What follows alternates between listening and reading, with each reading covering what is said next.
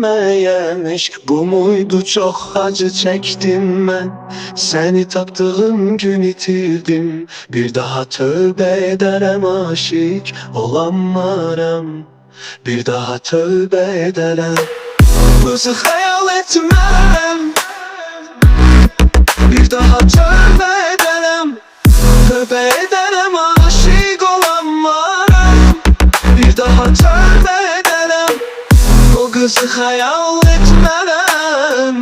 Dökere içimdeki acıları, yalnızlığımın gözyaşlarını. Yanıma düşer senin yalvarmağın. Bir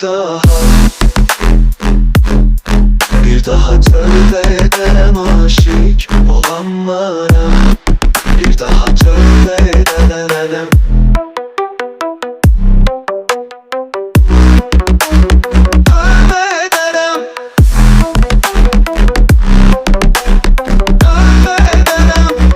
Kızı hayal etmeden döker içimdeki acıları, yalnızlığımın gözyaşlarını. Yadıma düşer senin yalvarmağın. Bir daha tövbe ederim, aşık olamam.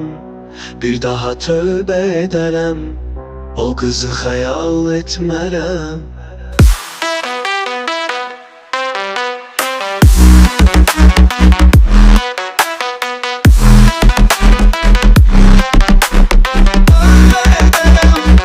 Kızı hayal etmem.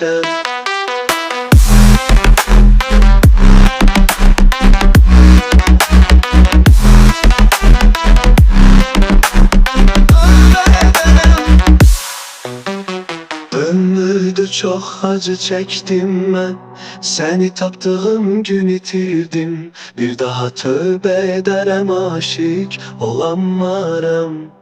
Bir daha tövbe ederim, o kızı hayal etmem. O kızı hayal etmem.